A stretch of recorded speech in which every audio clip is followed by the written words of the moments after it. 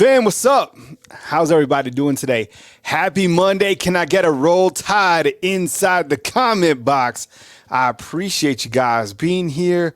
What a week we got. We have Thanksgiving coming up, and then we got the Iron Bowl on the back end on Saturday, 2:30 p.m. CBS. Do not sleep on the Auburn Tigers. And I know you guys aren't, and I know that Coach Saban's message is going to be strong going into this week as the Alabama Crimson Tide, now 10-1, 7-0 in SEC play. Get ready for the Auburn Tigers, a team that lost to my New Mexico State Aggies by a score of 31-10. But don't buy into the rat poison. This is a dangerous Auburn team. And you're like, what? Okay, I'm going to tell you why during the show, why you can't sleep on the Auburn Tigers. And I think a lot has to do with the head coach, Hugh Freeze, who, by the way, has beaten Saban not once, but twice. Elijah, dude, call into the show, man. We put the call-in line at the bottom of the screen. Okay, so real quickly, I wanted to get this graphic up. When I was putting together the graphics for today, check this out, okay? Maybe we just have Vegas just completely seed the teams. So these are the odds to win the college football title, okay? As of today, November 20th, the call-in line at the bottom of the screen, 205-850-1994. So Vegas, who doesn't miss on much, right? Their whole job is to make money. So today, the odds. What's up, Gavin? I see you inside the comment box, man. Michigan plus 225, okay? Or Georgia plus 275, Ohio State plus 500, Alabama and Oregon the same at plus 700. Theoretically, you could say those are the top teams right now, 1 through 4. Okay, they have Michigan number 1, Georgia number 2, Ohio State number 3. Who would be really mad at those rankings? I really wouldn't be. And then you have Alabama and Oregon. You know, those are the two teams that we do have resumes for, and we can compare those side by side today on the show. And then you also have Washington, as you see there, at plus 1,200. I think Vegas is feeling that Oregon catching a lot of momentum. I want to tell you why. When you look to Oregon's resume, it is standing out. They've only beaten one top 25 team this season, but everything else is flying high for the Oregon Ducks and Dan Lanning. Bo Nix, he increased his Heisman odds from 150 last week to 110 this week. They're the number 1 scoring offense in the country. I could go on and on about Oregon, but they've only beaten one top 25 team. Now, they will have another opportunity this week as they take on Oregon State. Okay, you see that Texas has dropped now to plus 1,400. And I think Vegas is starting to see what we're seeing and what we've been calling out is this is not the same Texas team that Alabama played back in week 2. And that's why I put inside the title. Do you feel that this Alabama team would beat the current Texas team? Because I think people are so fixated on week 2, and I get it. Head-to-head is a major component of how you rank these teams. But I think the rankings need to be based off today. Like, this is what Vegas is doing. Vegas is telling you today, these are the teams that have the highest percentage to win the national title game. These are the best odds right here, straight up. Tom Milroe, I love it. Good avatar. And you're right. NMSU is better than Auburn in a lot of sports. Basketball, man. A couple years ago, they took Auburn into like 3 or 4 overtimes, and one of the best coach, like Bruce Pearl, had a team. I think Auburn even won did they win the title that year? NMSU took them in 3 overtimes. Don't sleep on my Aggies. Okay, and then as you can see right here, stay with me, okay? Stay with me. Every single week, the committee says that they go into the selection process with a clean slate, okay? Completely clean sheet of piece of paper. And they write down the teams, and they go through 1 through whatever. Vegas is saying that Florida State, as of today, is at plus 2,500. That means that they're basically eliminated in 2 reasons why, okay? Number 1, Jordan Travis went out. Now, thoughts and prayers to a complete baller. One of the best quarterbacks in college football, period. What he was doing this year, phenomenal. Nothing against the kid. I really hope that, things turn around for him because that was terrible. With that said, Jordan Travis didn't get injured up until, the later part of that first quarter. and they were trailing North Alabama 13-0. I live in the state of Alabama. I didn't even know I thought it was Northern Alabama. I had to be corrected as North Alabama. North Alabama was up 13-0 on Florida State. And I'm asking you this, and I'm serious, and I would love to ask the committee this. Can you imagine if Alabama was trailing Chattanooga 13-0? This would be all people were talking about. It wouldn't matter that Alabama came back and won 58-13 behind a backup quarterback. None of that would matter. All that people would be talking about is the fact that Alabama would be losing to North Alabama or Chattanooga, whatever, 13-0. It's like people completely forget that. I get it. The backup quarterback did a good job. They got a ton of momentum, whatever, and they ended up winning the game. Let's look at Florida State's resume. I got a couple callers on. Hang tight. Want to kind of cruise through some of these resumes as we look to the playoffs. I know this might be a little bit of rat poison because I know the Iron Bowl is coming up or whatever, but we're talking college football this morning on this fine Monday. Today we got Coach Saban at 12 p.m. We got Jalen Milroe at the podium following him at 12:20, and then you also got Malachi Moore, one of the team's great leaders who's had a phenomenal season. So when you look at the Florida State resume right now, this is how things shake out for the Seminoles, okay? 11-game win streak on the season, 11-0, of course, overall. And look, the job that Mike Norvell has done at Florida State has been great because the last time that Florida State and Alabama played, I went and I visited with my good friends at War Chant who have a phenomenal Florida State site, and I drove to Tallahassee in preparation for Alabama and Florida State to play at the Mercedes-Benz Stadium. Alabama completely dismantled Florida State in that game, and then what happened to Florida State following that, they had 2 coaching changes. Their program almost left FBS. I mean, it was a complete train wreck. So to see Florida State now relevant and talking about the Seminoles has been great. But when you zoom into the resume and you kind of look under the hood, it is a very good offense. I mean, number 7 scoring offense overall, 40 points per game. Jordan Travis completely balling out, but they are living off that week 1 win against LSU 1,000,000%. That's the only thing that they have to show on their schedule other than their record, right? Look, what else stands out? Number 24 defense, number 17 offense. Okay, the ACC, everybody knows the ACC isn't one of the top conferences, at least in my opinion. And I guess that's hypothetical. And someone pointed out yesterday that in the last 3 major games, the ACC is like, what are they, 3-1 against the SEC? But the major factor is on the lower right of your screen. Jordan Travis out for the season. And right underneath that, I think it tells you that plus 2,500 odds to win the college football title. That means that Florida State eliminated from the playoff contention. Now, what we're going to see from Florida State and Florida this weekend at the Swamp is going to be interesting because of the fact that Florida's quarterback also got hurt. So you have 2 backup quarterbacks going head-to-head this week at the Swamp. All right, I haven't even checked the odds. Somebody inside the comment box, can you please post what the odds are for Florida State and Florida inside the comment box? I appreciate you guys. Okay, let's look at Oregon's resume. Okay, so Oregon, red hot, and I mean this team, same thing. They're living off 1 win this season. Dan Lanning has done a great job. Don't let that green burn your eyes. It's kind of burning mine right now. But these are their colors. They're on a 5-game win streak, 10-1 on the season, 7-1 in Pac-12 play, and the committee loves the Pac-12. They lost to number 5 Washington, which doesn't seem to hurt them at all. Number 2 scoring offense behind LSU, 46.5. Number 2 total offense behind Washington, who they'll play here in a couple weeks. And then number 16 defense, points allowed per game, 16.7. Number 10 scoring defense. This is what you want. If the committee wants style points, 1,000,000%. This green is killing me. It's literally burning my retinas. But the fact of the matter is the committee loves style points, and they love these 2 bottom facts right here, okay? Bo Nix, minus 110 to win the Heisman. He's basically he is the odds-on favorite. He's going to walk away with the Heisman. That's what those odds are telling us right now. Right now, like Penix, I think, is second. He's got like plus 500. And then plus 650 to win the college football title. Right? When we go back to our graphic, those are the same odds that Alabama has as of today. Committee loves this team.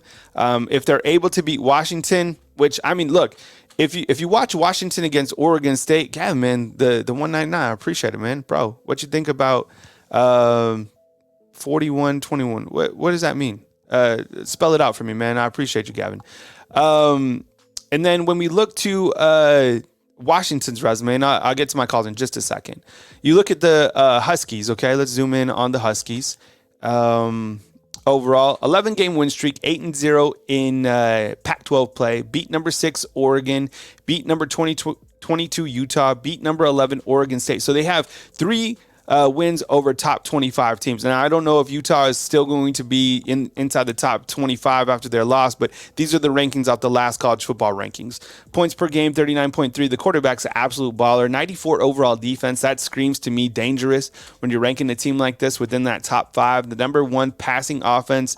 So they counter that with the big play from their quarterback, number 52. Strength of schedule on Power Guru, and then Penix has been fantastic. His passing yards, 3,600 on the season, 30 touchdowns, 9 interceptions, plus 1,200 to win the title game. So I think that what Vegas is telling us at the bottom right of your screen is this is a good team. This isn't a great team. All right, with that said, I appreciate you guys listening to kind of my opening monologue, and appreciate you guys joining me this morning. Kyle Henderson, Bama Football on YouTube. We'll get to my calls in just one more second. But Bama, 9-game winning streak, 7-0 SEC play, beat number 13 Ole Miss, beat number 15 LSU, beat number 18 Tennessee, lost to Texas, points per game, 36 points allowed per game, 17. Second half points, this is where they get their style points. 203 to 80. They have the 23rd ranked defense, and last week they had the number 2 overall strength of schedule on Power Guru. Since they added in Chattanooga, dropped down to number 20. Milroe's recent play has been fantastic, but not according to AJ in New York. They have a dominant defense and plus 600 to win the college football title. So this team's on fire. The coach from Chattanooga says one of the hottest teams in all of the country. How could you disagree with him? This team, Georgia, playing at a very high level, throw in Oregon as well, playing at a good level. So we go into the Iron Bowl. Alabama, I think, is a 10-point favorite, something like that. Don't buy into the rat poison. Big week coming up for the Crimson Tide. Mike in Austin, man, let's do it. Mike, good morning, man. Thanks for joining me on the show.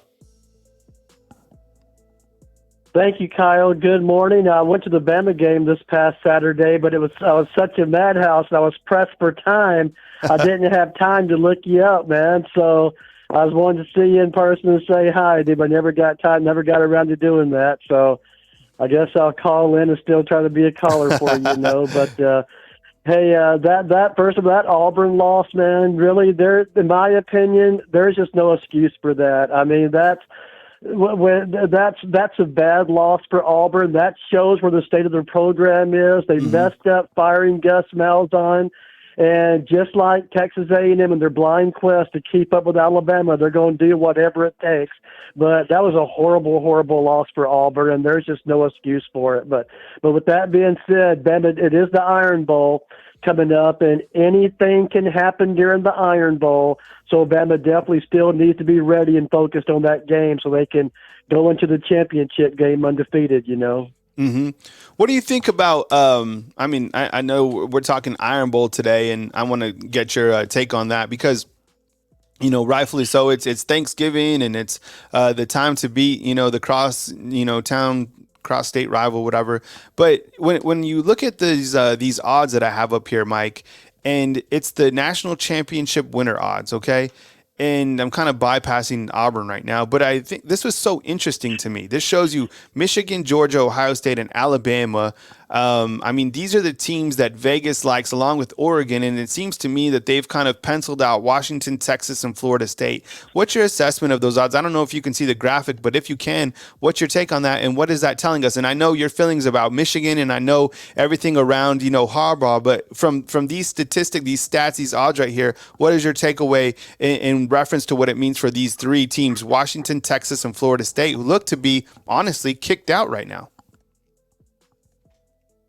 It's just anybody's guess. I mean, that's I guess ESPN, whoever put that up, that's their guess. But right now, it's anybody's guess on what could play out, what could happen. I mean, just like this morning, I heard on ESPN, one of the commentators said, well, my top 4 teams or whatever, Alabama's number 2. But then they said, well, but I don't put Alabama in the top 4. Well, how can they say Alabama's one of the 4 best teams in the country, but they won't put them in the top 4? I mean, so that's an example of just being anybody's guess on what's going to play out. But here's my opinion overall. Michigan and Ohio State are complete posers. That is, and the entire Big Ten. They're a bunch of weak teams. That's my assessment overall. Like, for instance, the Big Ten West, the winner of that's already Iowa, and Iowa's 9-2, and other than the second best team in the Big Ten West or whatever, is a 6-5 team, a 6-5 team. I mean, they're just a league full of mediocre teams, in my point. But the only thing about the Michigan Ohio State, Michigan's cheaters, no doubt about that. The only thing about that is, if whoever the loser is, they need to completely fall out, not just fall one notch down, not just lose a game and just go from 2 to being number 3. And whoever loses that game needs to completely fall out of the picture, from my point, because that's their one game schedule right there. So if they lose it, they need to fall out. But the championship game in the Big Ten is going to be versus Iowa. Well, anybody with a decent team can beat Iowa. Iowa's, they're decent, but they're very, very beatable. But right now, I think the All-State playoff predictor has Alabama like at a 32% or about somewhere around a 30% chance to get in. Yeah. Well, that's accurate. I mean, that's right, because even first of all, beating Georgia's going to be 50-50 beating Georgia. And even if they do beat Georgia, let's say they even beat Georgia by 1 point or so, there's still a chance they may not get in. I mean, partially because of Bama fatigue, but also because of these other conference champions that are winning out, and what I perceive to be Big Ten, privilege with Ohio State and Michigan. But there's still a lot of football left to be played. Like I mentioned, Oregon and Washington's going to play again, probably in the championship game. Texas is going to play at Texas Tech this week, or they play Texas Tech in Austin this weekend. But then they're going to play their championship game, and that's still yet to be determined who they're going to play. Florida State's going to play at Florida. They're going to play at Florida, which is, that they could lose that game. Florida played their best game, a couple of good bounces or whatever. Florida State could lose that game. And then they had the championship game they're going to play, and I don't think that's determined who's going to be. They're going to be playing in the ACC championship game. But right now, Kyle, bottom line is, it's all over the place. It's all over the place, because people are going to take losses. Georgia may take a loss. Another factor as well. What if Georgia loses to Bama by 1 point? Yeah. Are they going to drop Georgia all the way out? I mean, Georgia's obviously the best in college football. Ain't lost in 3 years. Inside the comment box, Curtis is kind of asking the same thing. So he's saying, TCU lost a championship game last year and didn't even fall to third place and still made the playoffs. I think that's a great point, and I pose that to everybody inside the comment box. I've been talking about this fact, is like, what if Georgia goes undefeated, which they're going to. They got Georgia Tech, and they lose to Alabama. Let's just hypothetically say, right? So you have Alabama sitting at, 12-1 at that point, and then you have Georgia with a 1 loss as well. Are they going to leave Georgia out, or are they going to take Georgia in over Alabama? And then Gavin, I appreciate you, man. It's good linking up with you. I'm glad you're doing well. Good to see you inside the comment box. He's like, sup, bro? Playoff percentage chances went down from 41 to 21. Look, right now, kind of what Mike is saying, I agree with it. Things are all over the place, and we really haven't had that cataclysmic weekend of college football yet. We keep waiting for it to happen, but good teams continue to win down the stretch. You have big games taking place this week with Oregon taking on Oregon State against a red-hot Oregon team. You have the big one taking place at the Big House between Michigan and Oregon State or Ohio State, and I think that those games are going to have implications. Same thing with Alabama and Auburn, and I get a lot of people feeling that just because Auburn lost to New Mexico State that game has lost, some wind or whatever. I still think from Alabama's perspective, you have to go heavy on Auburn, and that's going to be challenging challenging to do regardless of what's going on. I don't care that they lost to New Mexico State. New Mexico State is now won 9 games on the season. Jerry Kill has done a great job with the Aggies this year. A blueprint to beat Auburn, probably, but Hugh Freeze has a blueprint to beat Nick Saban. He's done it 2 times. It's scary. So I think Coach Saban's message today will be strong. I think it will be remain on this particular game. Because this is a perfect opportunity to start looking to the SEC title game. This is a perfect opportunity to fall into the rat poison, what we're talking about, the playoffs. I mean, you go down there, can you imagine how embarrassing it would be if Alabama goes down to Auburn and loses to Auburn? Right? It would be unthinkable if Alabama loses to Auburn, a team that just lost to New Mexico State. It would be absolutely terrible. So, I think it's kind of all over the place. Hold on, Mike. We got a couple super chats coming in on the line with Mike from okay. Austin, and then we got a couple other callers coming in. Kenneth is saying with the $20 super chat, thank you very much, Kenneth. I really appreciate it. The top 4 teams are Alabama, Georgia, LSU, and Ole Miss. If Alabama beat Georgia, Bama is in. If not, we will have 2 SEC teams in the playoffs. If Bama beats a number 1 team, they automatically jump in. And that's another thing, too. I mean, you get to this point, and Georgia is – look, let me ask everyone inside the comment box. The hottest team in college football, 2 teams. Georgia is clearly the hottest team, and Alabama's right behind them, and probably throw in Oregon. Those teams are playing at a very high level, okay? Oregon just doesn't have the strength of schedule. They've only beaten 1 top 25 team, and they have a high potent offense. Georgia has 3 top 25 wins. So does Alabama. The way that they've played in the last, several weeks has been phenomenal. Now, I agree. If Alabama gets to that point, that's why it's so important for Georgia to stay at the number 1 spot, because if Alabama is to beat Georgia for that top spot in the SEC title game where everybody will be watching, it's basically the championship game.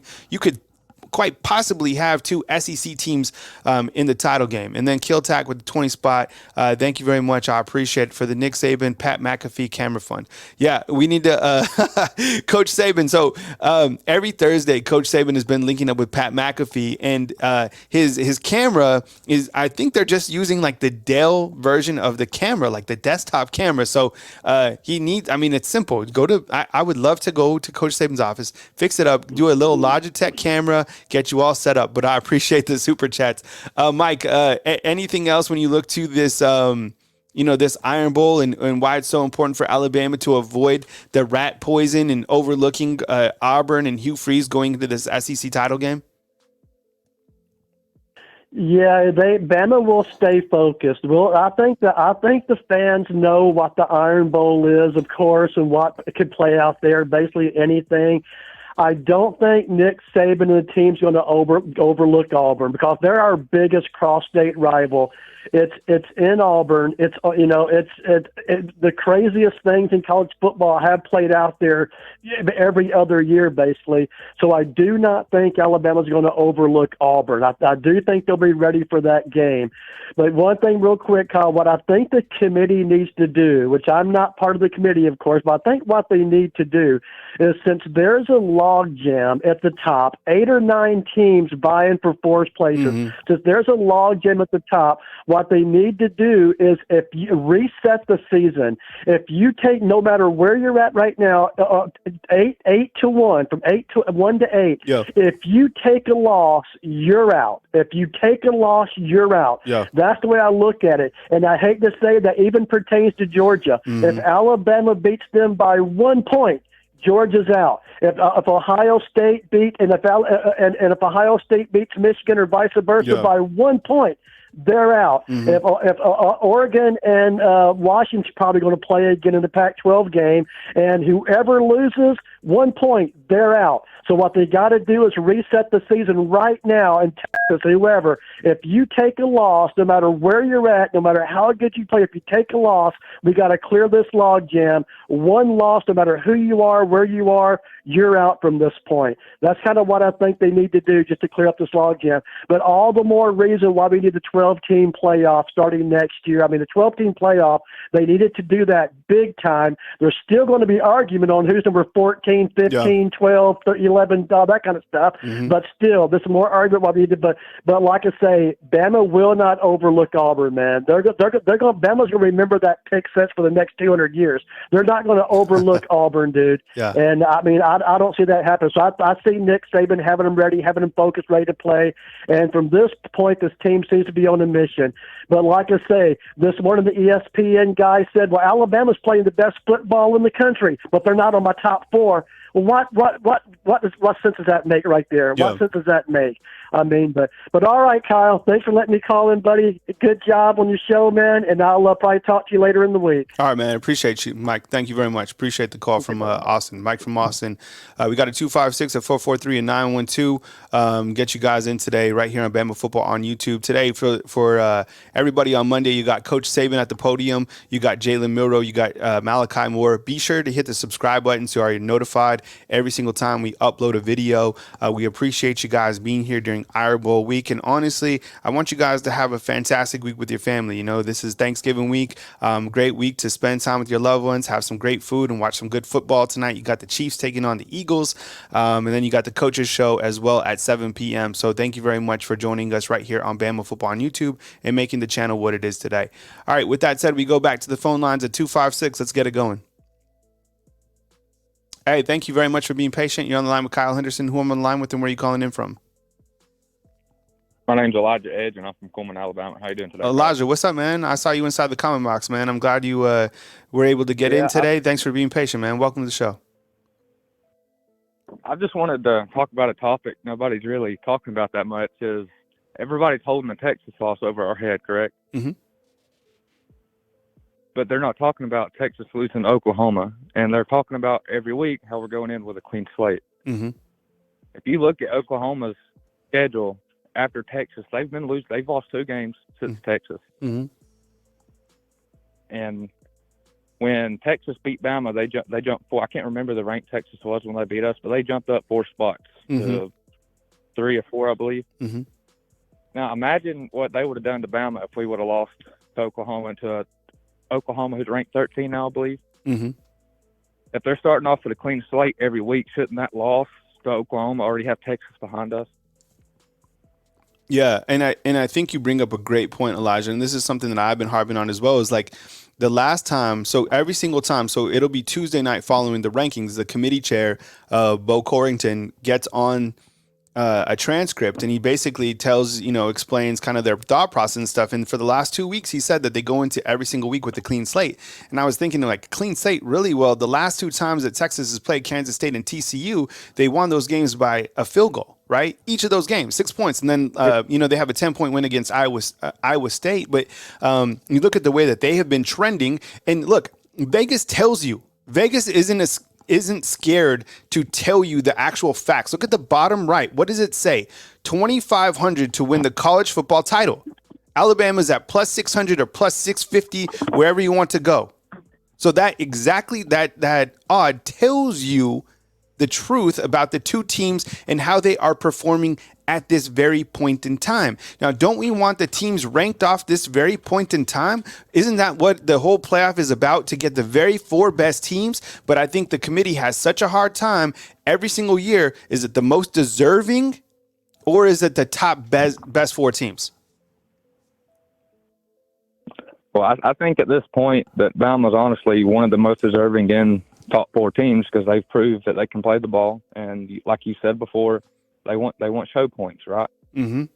And I know Chattanooga's not a big football team, but we showed our weapons that game. Mm-hmm. We had more diversity, and we showed more of the weapons that we have on our roster. And that's what they want, but yet they still keep wanting to overlook us for whatever reason. And look, and a lot of people say like Bama fatigue or whatever, but it's like, and I get that, because that does exist, but the ratings are so high when Alabama is in, the playoff picture, right? Because there's half of the country wants them to win and half the country wants them to lose. And it's the same thing with Coach Saban. Like, Coach Saban is the college football commissioner, but besides all that, like, and it wouldn't matter. Like, you need the top 4 teams in the playoffs. And that's why I eliminated Florida State. Right after Jordan Travis got hurt, they're out. Texas, the way that they've been playing, they're out. I think that Oregon right now is the better team than Washington. So Washington, and that day will come. Those two teams will play. So those two teams are still there. Georgia, Alabama playing at a very high level. Michigan and Ohio State. Michigan has only beat one top 25 team this year. Just one. And that was Penn State. And everybody knows that Penn State is a pretender. Even when they were up in the top 10, nobody was really taking James Franklin serious. They haven't. When is the last big game that he's won? He hasn't. Ryan Day in Ohio State, that is a good football team. They have a Heisman contender in Marvin Harrison Jr., but they're living off 2 wins. Penn State, another James Franklin coach team, and Notre Dame, a team that's lost 3 games. Right? So those are their marquee wins this season. So when you look to Alabama's schedule, and they have 3 top 25 wins. The way that they are trending right now, the quarterback that they have, the most dangerous player in all of college football, that when he is unleashed, there's nobody in this country that can stop him. I mean, it's a travesty that they continue to sit at 8 boxed out by a team that is trending downward. The one thing I was thinking about as well, I don't want to try to stay on here too long, is the strength of schedule. That is a big thing. And my thing with Oregon and Bo Nix, they really haven't proved themselves against some top teams. I mean, they've lost to Washington, and I've never had anything against Oregon. But my thing with that is besides the time Bo Nix beat Bama, when it comes to SEC teams, he hasn't lived up to what he needed to be. Mm-hmm. You remember what happened between Georgia and Oregon last year? Mm-hmm. Yeah, that's and the committee knows it too, and that's another reason they don't want SEC teams in, because most of these SEC teams can smack up on these Pac-12 teams. I'm just being honest. Mm-hmm. Yeah, I know. And Elijah, before you bounce out, I think it's just important that we just admit this. I mean, look, for whatever reason, the Pac-12, this is the most we've talked about the Pac-12 in the last 10 years. Seriously. I mean, the whole thing about the conference ending and all that stuff before the season, and then with Coach Prime and what he did with Colorado and kind of all the attention, and even game day went to Colorado in Colorado State.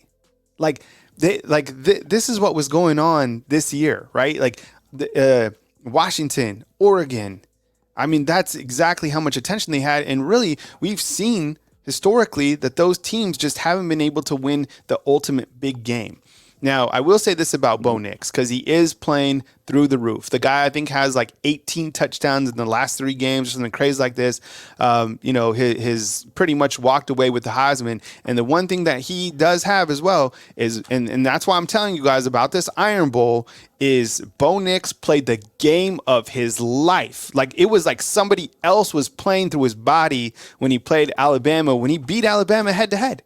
Think about that. That's what he has. And Bo Nix I think he's played the most games in college football this entire, out of anybody this year. He has 60 or 7, something crazy like that. So anyways, Elijah, I'm glad you got through, man. I'm going to get to my next caller. Save the call-in number. Call in anytime. You got a seat at the table right here on Bama Football on YouTube. All right, thank you. All right, man. Take it easy, Elijah. I'm glad you got in.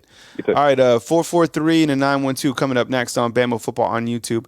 All right, Jarvis, thank you so much, man. You're my bookie, man. I got you. You're always hooking it up with the odds, and I appreciate you. So, Bama, there's some more rat poison for you.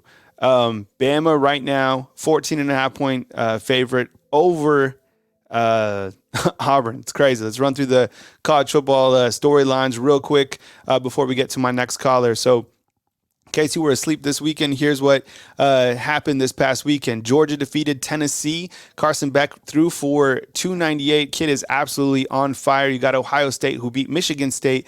Kyle McCord, 335 yards. Harrison with 3 scores. 1 was rushing. Michigan 31, Maryland 24. Jim Harbaugh continues to be in some place other than the sidelines. And the game was tight. Talia Tagovailoa had an opportunity late in that game. Florida State 58, North Alabama 13, in a game where Jordan Travis was injured later in the first quarter. Keynote of that game is that Florida State actually trailed 13-0 from the jump in that game. Washington defeated Oregon State 22-20. Penix 3 scores, 18-game winning streak. That is impressive. Oregon 49, Arizona State 13. Bo Nix 404 yards, 6 touchdowns. They have the number. Actually, they have the number 2 offense in college football. I just looked that up today. This graphic was built yesterday behind Washington, and then Texas beats Iowa State 26-16. It was 6-3 at the halftime break. That's why we continue to talk about teams where they are trending up or down. And then Alabama, as you know, defeated Chattanooga 66-10. Style points earned. Milroe has 3 touchdowns. The score was 38-7 at the halftime break, and Alabama enters the Iron Bowl, winning 9 consecutive games. With that said, we go to the lines. 4-4-3. Let's get it going. Hey, thanks for being patient. You're on the line with Kyle Henderson. Who I'm on the line with, and where are you going? Where are you calling in from? Yo, this is Xander out of the Maryland, PA area. Hey, what's up, How's it Xander? going? I appreciate you, man. Good to hear from you on this fine Monday, man. Take it away. Yeah, man. This whole football math thing going on is just pure insanity. I mean, I'm listening to Joe Klatt this morning right before you went live, and he's out here saying the Pac-12 is the deepest, best conference right now in the nation. Yep. Mm-hmm. Like, that's just absolute insanity. Mm-hmm. I mean, pure insanity. Mm-hmm. Though, we start off the year, Utah beats Florida, and so it's like, oh, okay, look how good the Pac-12 is this year. Mm-hmm. Oh, look at Colorado. Colorado's doing all these things. And then we forget, that's their football math, right? They beat an SEC team, so they must be good. And then the year goes on. Mm-hmm. They've played nobody else. Mm-hmm. And the teams that they supposedly beat that are good have continued to lose. So Florida, as we know, not a good team. Yeah. Everybody knows it's not a good team. Mm-hmm. No one's arguing it's a good team, but yet at the beginning of the year, somehow they were the undefeated team. That it's pure insanity. Mm-hmm. And then Utah is Washington's best win, right? Utah just lost to Arizona. Yeah. Yep. Okay, they got blown out by Arizona. It wasn't like it was a slight loss. They got blown out. Mm-hmm. Arizona almost lost to Colorado, who has 4 wins. Mm-hmm. Yeah, I feel you on that. This is the worst football math. You got Joe Klatt running around talking about how good the Pac-12 is on every channel they'll put him on. He's selling Washington, Oregon like it's the matchup of the century. Like, if we don't watch this, we miss the championship game. No. We know where the championship game is being played. It's being played in Atlanta. Mm-hmm. It's going to be played at the SEC championship, and everybody knows it. Mm-hmm. They've completely lost it. Mm-hmm. This is the worst committee. I come over here, every week talking about this committee, and it continues to baffle me that they don't understand football. It's insane. They want style points, but the style points only matter if you're the Pac-12. The USC sucks. They're acting like USC's still good. USC sucks. Mm-hmm. Washington sucks. Washington can't play anybody on defense.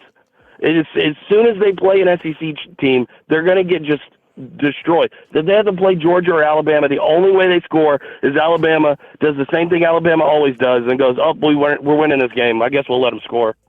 Mm-hmm. I mean, that's what we did in Kentucky. We were up 21-0. We were like, I guess we should let them score, right? Mm-hmm. Yeah, it's craziness. I don't know. Go ahead, man.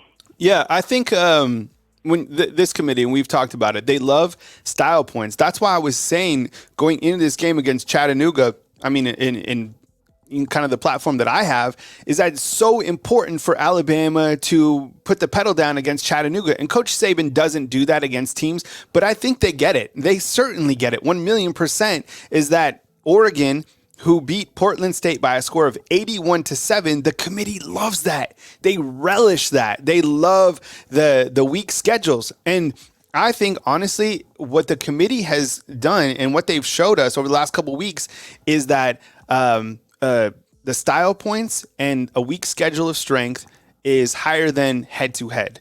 And I think it's also higher than a strength of schedule, right? So the style points is like the Michigan, who's only beat one top 25 team. Same thing with Oregon. Look at how those teams are being talked about. Same thing with Washington. Now, Washington does have 3 top 25 wins against teams from the Pac-12. And I get it. Yeah, Joel Klatt has certainly, I mean, he's always been high in the Pac-12. He's kind of like the voice of the West. But what was scary was what Kirk Herbstreit said after the Washington after the Washington and Oregon State game. If you watch that, in the final closing minutes when Washington, defeated Oregon State by a score of 22-20, he was like, this team has gone through a gauntlet. Nobody's believing in this team. This is one of the best football teams in the entire country. Like, he is also high on this Washington team. I think people who watch football in general, what happens is when they see a really good offense, they think it's automatically an elite team when there's other components to the game, a strength of schedule, a really good defense, and how you've played in other games against top 25 teams that are, challenging. So I think the offense, the high potency, they love it. Oregon, this team is, in the headlines of everybody. So look, I guess maybe the best thing, if you look to the odds right here, maybe the best thing, and I just don't see a Pac-12 team getting left out, right, of this title game. I think Florida State is probably they're guaranteed to put a Pac-12 team in. Thank you. Yeah, so I'm agreeing with that right now because look, if Washington finishes undefeated, they're in, and if Oregon, beats Washington, they're in. So there's one team. Then the Big Ten has one team between Michigan and Ohio State. So there's 2. Florida State's out. So it kind of comes down to Texas and whatever happens in the SEC title game, right?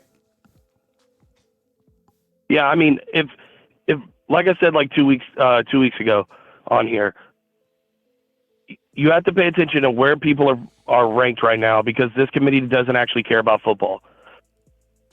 They have 2 Big Ten teams in the top 4. Okay, they are setting it up so that if one of those teams loses and everybody else loses, they'll get 2 Big Ten teams in the playoffs. For whatever reason, they want Michigan and they want Ohio State in that playoff. Don't know why, because both teams are not good. Michigan squeaked a win out over Maryland. I don't know how many people on here watch any games other than Alabama. Maryland is one of the worst teams in the nation defensively. They almost, I mean, if you were just a mediocre quarterback, you're going to have your best game against Maryland. Okay? It's worse than throwing on air. Okay? There is no such thing as a corner on Maryland, and somehow Michigan can barely put up 31 points. Just earlier that year, Ohio State was losing to Maryland in the halftime, and Ohio State at least was able to come back and put up a bunch of points. So we're acting like the Big Ten has any good teams. First off, is insane. But they're gonna try to let it. If let's say Oregon wins against Washington and they'll let Oregon in. They'll probably push Florida State out because they hate the ACC. They always have. So they'll probably push the Florida State to 5th. They're probably going to let Texas in. And if we beat Georgia, if FanDuel will make the bet, I will bet right now that they will if we beat Georgia, they will keep Georgia out of the playoffs. They will put us out of the playoffs, and they'll put both Michigan and Ohio State in, one Pac-12 and Texas. I'll guarantee it right now. I'll put $1,000 down. That would be crazy. If you're listening, I'll put $1,000 on it right now. That's who they let in if we beat Georgia. This is insanity what's going on in this committee. Look, okay, they don't know anything about power rankings or football. Xander, look, I disagree with the fact that an SEC team gets left out, but okay, to your credit, okay. That's because you're smart and you understand football. No. You need to think, I've never watched football in my life.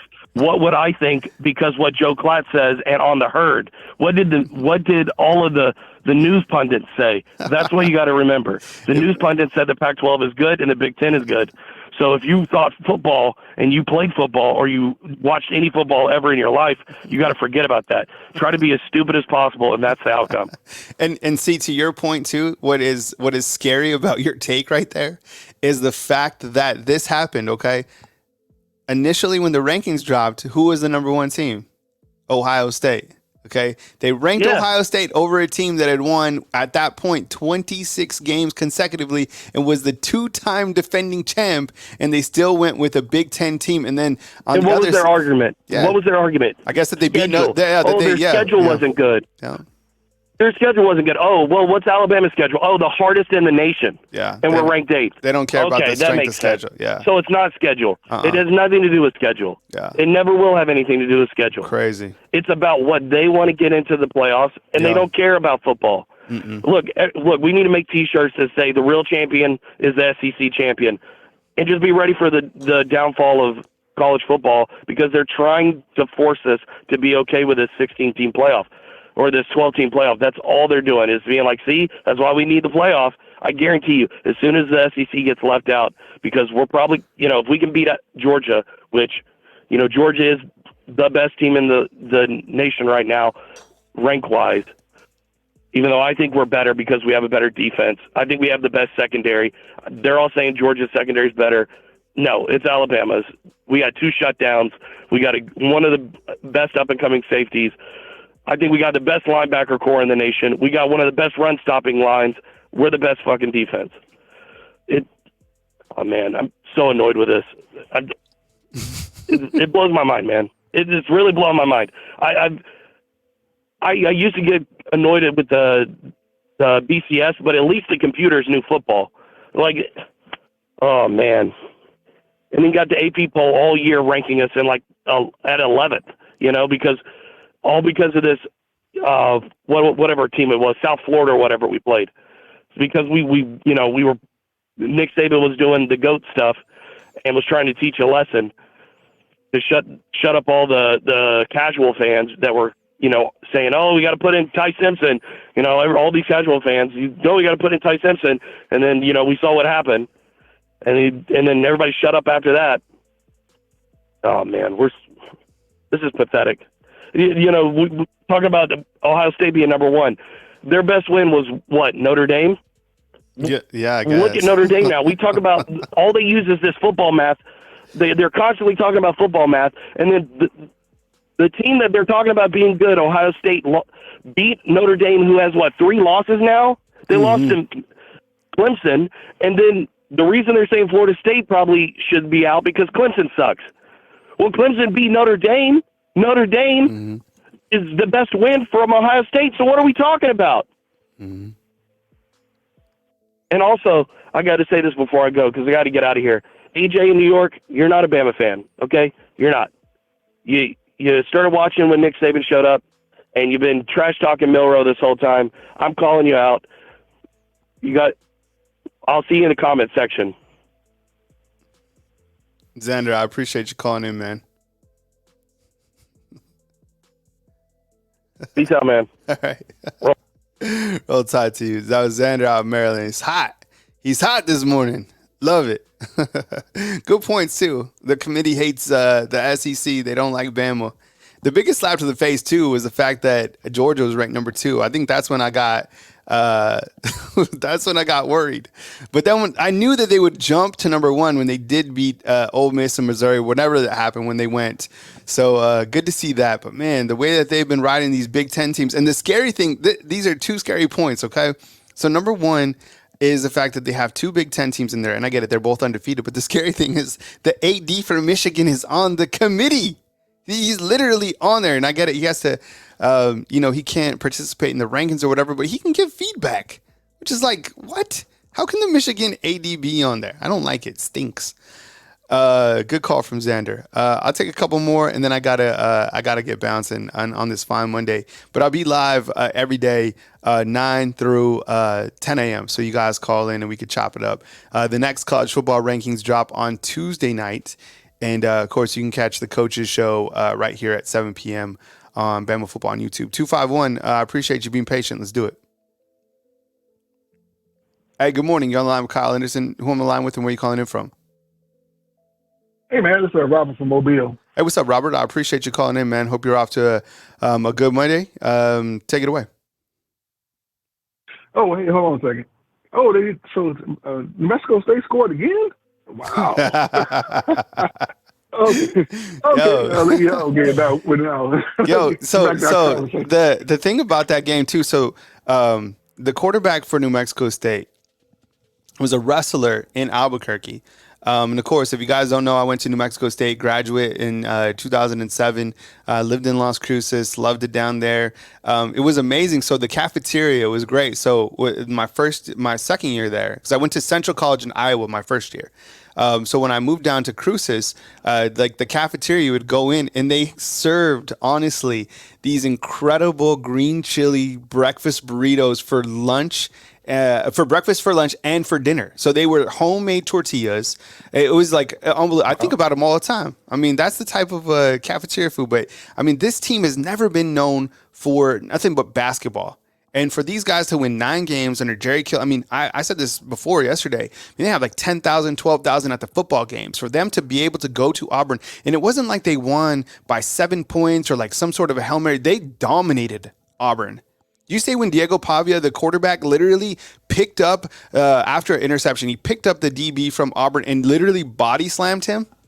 I mean, they completely overpowered Auburn. That's the best win in the entire program history. They're 1-24 all time against the SEC. Got paid $1.8 million to go and give the L to Auburn. That's incredible. Anyways. Yeah, that's the worst part. Is not only you get a butt whooping, but you get to pay almost $2 million for the butt whooping. At least Alabama didn't pay what a fraction of that for Louisiana Monroe, and that was a nail biter to the end. So this is far worse than Louisiana Monroe. Of course the Chattanooga game, Chattanooga had a chance, and then the opening kickoff, and the game was over. Yeah. But they had a chance up until that point.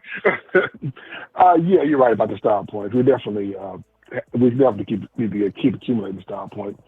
The last time Alabama beat Auburn down thoroughly in Jordan Hare was in 2011, 42-14. When we were in a similar situation, lost the game, and needed style points to get back into the championship conversation. Same thing that needs to happen this year. We got a pathetic Auburn team that is begging for a beatdown. We're well overdue to beat them down in Jordan Hare, and we need to keep this A train going. Alabama A train that needs to keep going. So this has to be a 42-14 style beatdown of Auburn in Jordan Hare again this season. So we still need a style point. I think we are getting closer to with Florida State's quarterback being out. That's huge. Is he out for the season?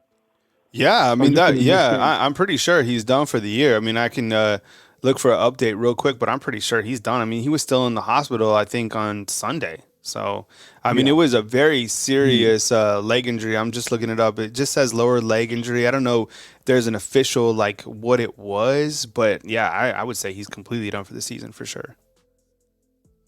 I think they lose to Florida this weekend. I mean, they struggled against that against the cupcake team they had early on, and I think they lose to Florida this weekend, which opens that another spot up for Alabama or the SEC champion. It'd be the SEC champion, and of course Ohio State and Michigan will take care of themselves. I heard your previous call, and there's just zero chance any conference gets 2 teams in.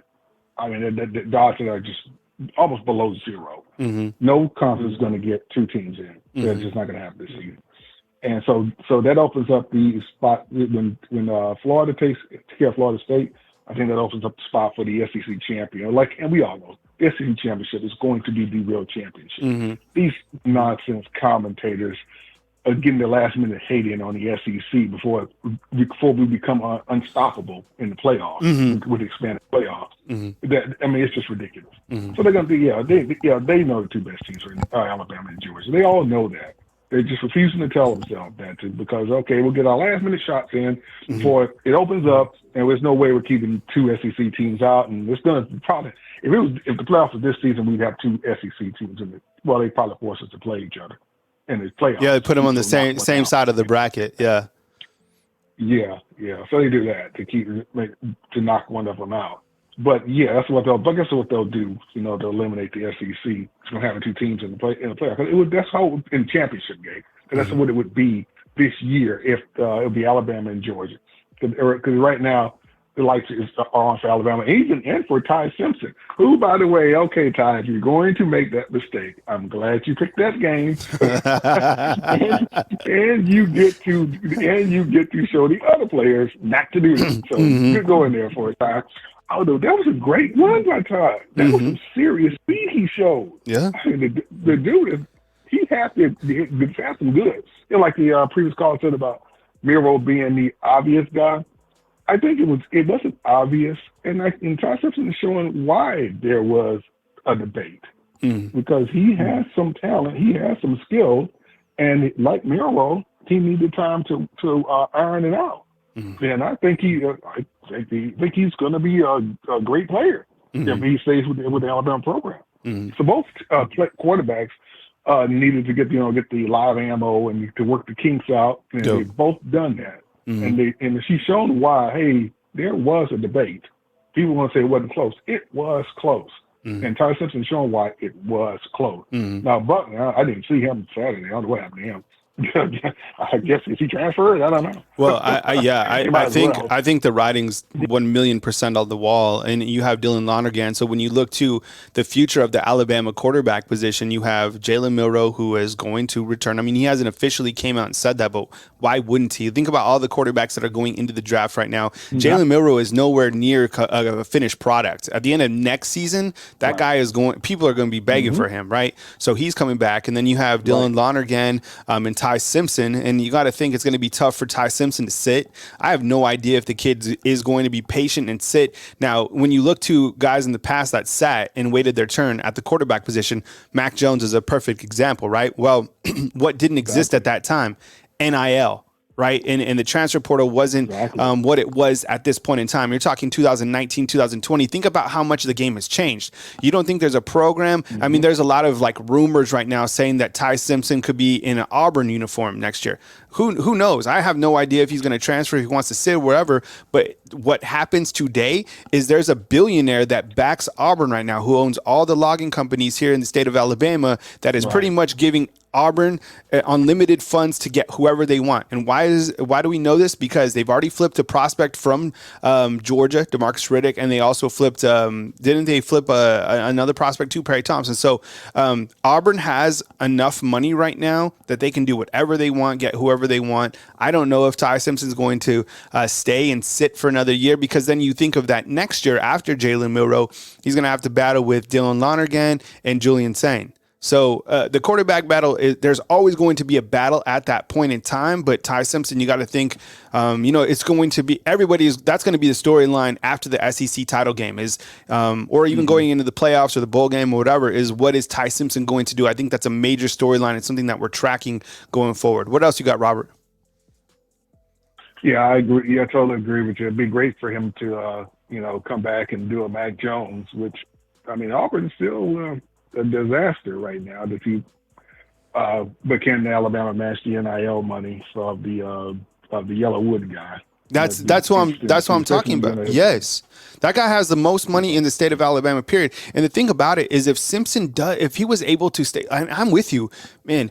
Ty Simpson's a good quarterback. I mean, the throw that he made to Kendrick Law, that was right on the money. His speed is very good. He's athletic. I mean, this guy is going to have opportunity. If he was to wait, I think he is the guy after Milroe. It's just, when is Milroe going to leave? And do you want to wait that long for 1 year? But 1 year can make all the difference in your entire life if you just are patient, right? So who knows? A lot more money. A lot more money. It'd be a lot more money for him if he waits until Mac Jones, which that's what we do have that going for us. Yeah, what Mac Jones did with his patience, and so maybe he can weigh the odds. Hopefully he'll come back, or we could definitely use him in the year after Milroe. But this should be. I'm looking for this to be a total beatdown of Auburn. It has to be. We do not need to let this game be close. This game should be put away at halftime. That's what I'm looking for. I'm looking for them to put Auburn away before halftime. Rivalry, then the voodoo dolls, forget about them. Auburn is terrible, and they need to beat them like the terrible team they are right now. All right, man. I'll let you go. All right, man. Appreciate you, man. Thanks, Robert. I appreciate you calling in, man. Robert out of Mobile. I'll take my next call. This will be my last call right now. It's a 251. Hang tight. I'll be right with you. Bama Football on YouTube. Yeah, I mean, some of these younger guys that got opportunities in this game against Chattanooga. I mean, Justice Haynes, the running back, is, he's going to be something else. I mean, he could be something else right now.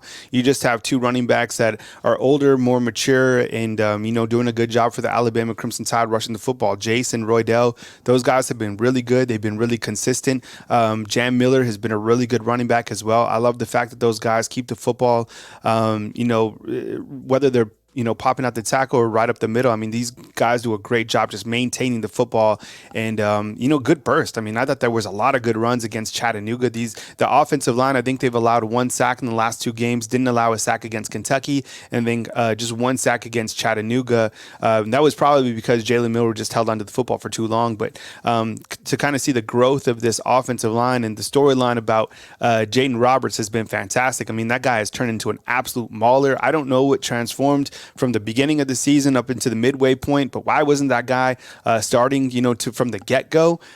Because he's been one of the most improved offensive linemen. Probably the same with Caden Proctor. I mean, Caden Proctor, we've certainly seen growth from him. Overall, this offensive line does a really good job. And last week, we asked Seth McLaughlin if he is going to come back and use his extra year. He said he was unsure about that, but he could come back for another year because Alabama would need a center next year. With that said, we'll take the 251. Let's do it right now. I appreciate you being patient. You're on the line with Kyle Henderson. Who am I on the line with and where are you calling in from? Hey, this is Reese Ewing. I'm from Laurel, Mississippi. Hey, what's up, man? I appreciate you calling. You say Reese? Yep. All right, man. What's up, man? Welcome to the show. I appreciate you. I appreciate it. I want to start off by saying, do you think that Caleb Downs locked down his spot at returning punts? Yeah, 100%. I mean, I think you have to. I mean, at this point in time, I mean, you can't put Kool-Aid back there. Kool-Aid's doing a fine job at the corner position, but I think mentally something was going on. I mean, he just didn't have that confidence at the punt returner, and you put Caleb Downs back there, and you saw what happened. Sometimes you just have to change out a guy that just isn't cutting it. And you're at these two next games, there's no time to take off. There's no time to kind of play around. Like, every single game is the most critical game on Alabama's schedule. You need the most elite players playing at the most the highest level going forward, whether that's against Auburn, Chattanooga, Georgia, whoever it is. So 1,000,000% you got to keep Caleb Downs in there. I agree. And I know a lot of people will look at the punt return, the 85-yard touchdown, and say that's why he should be back there. But I think the second punt that he caught, where he kind of ran through all the traffic and sort of dove to catch it, but that's the same. That ball probably bounces another 10, 15, 20 yards. That saves a lot of field position, and I think that's a big key to returning punts that sometimes goes unnoticed. Mm-hmm. Yeah, I don't know. I mean, Coach Saban, certainly defended Kool-Aid, as much as he could. But, I'm glad that he made the change. And look, Saban's done this in the past at different positions when a guy hasn't worked. Like, Saban's job is to win games. And it is clearly to, run the organization of the program. And I think he does, has a spot for Kool-Aid and some of these older vets on the team. But at the same point, like a fumble or something like that against Auburn, you saw, listen to me. This is so important. Alabama would have beat Kentucky 70-0 if it wasn't for that muff punt. Because what that muffed punt did, even though Alabama was already up 21-0, it completely changed the momentum. And what it was is Kentucky got life. Can you imagine in a game down the road against Auburn, against Georgia, if there's a fumbled punt, one turnover changes a game. 1,000,000%. Alabama would have beat Kentucky 75-0, whatever, if it wasn't for that muff punt. I agree 100%. And I want to give you a scenario, and I want to see what you think about it. So, say Texas loses down the stretch, and Florida State loses down the stretch. Both of them lose. Mm-hmm. And Oregon beats Washington, and then the Big Ten does what we know it's going to do. And Alabama wins. That would leave you with Oregon in, Alabama in, the Big Ten champ in. Who's the other team that you think should get in if that happens? Oh, man. So Robert, our last caller, I think had a really good point. He said in his opinion, he doesn't feel that two teams from a conference get in because there's so much of a logjam. Like I like that word from Mike and Austin at the beginning of the show. I think in a scenario like that, you got to go with the Big Ten team, the winner of the SEC. I guess if Oregon is able to win, you put Oregon, and then I guess you go with Texas. I don't know. I mean, the problem that I'm having right now when I rank these teams is I'm ranking the teams and I'm kind of seeing the teams as they're playing right now. And I think the committee is saying like most deserving. So, I mean, I think Georgia, Bama, I guess Oregon, if they're able to beat Washington, and then it comes down to Texas or Georgia, in my opinion, even if Florida State finishes undefeated, or Michigan, and I think Georgia. Right. That would leave Texas with 2 losses. They would pretty much be out. I'm thinking that would come down to Washington, Georgia. Yeah, Washington and Georgia. And is there no – if Louisville wins the championship with 1 loss, there's no way they're in? Yeah, no, they're out. So I think, I mean, there's a scenario where it could come down to a 1-loss Georgia, a 1-loss Michigan, and a 1-loss Texas, right? For the final spot. If Alabama, let's say, wins the SEC title game, look, if you want the best team in there, then it's Georgia, plain and simple. Right. You know, Texas I don't think that they've had the back end of the season to really qualify them. I mean, look, Vegas is telling you on the board right here the top teams. Like they're on the money, you know, and of course we have to go through a couple more games to figure out all this stuff. But as of now, Vegas is telling you Michigan, Georgia, Ohio State, Bama, and Oregon. Those are your teams. And they have eliminated clearly Florida State. They eliminated Texas because of their late season play, what I'm talking about. And they're telling you on the board right now that Oregon is going to beat Washington. So when we get to that game, the Pac-12 title game, they're going to say Oregon is the favorite in that game, even though Washington has beat Oregon. And look, if Washington is so good, then why were they the underdog on the road going against Oregon State? Right? When's the last time Bama was an underdog? They're not. That's right. So that's it. Anything else, Reese? Why we got you? I think that's it. That's it. I appreciate it. All right, man. I appreciate you, man. Thanks for calling in. Thanks, Reese. See ya. All right. That was Reese calling in from Mississippi. I appreciate it. Yeah, it's crazy. And look, Ben, I agree 100%. This stat right here on the board, very telling, because this is facts. Like, this is how Vegas has it. Vegas doesn't miss. They don't. I mean, try it. Watch Vegas. They don't miss. These are the teams. When I was looking up this stat, I was blown away by these odds right now. I appreciate you guys joining. Hit the thumbs up, like, subscribe. I got Saban. I got the Coaches Show. I got Jalen Milroe. I got Malachi Moore. Clean audio, nice uploads, good thumbnails, right? You have your full-time job. I have mine. And I appreciate you guys being right here on Bama Football on YouTube. Coming to you from beautiful Tuscaloosa, Alabama. Kyle Henderson, Bama Football on YouTube. I'll catch up with you guys soon.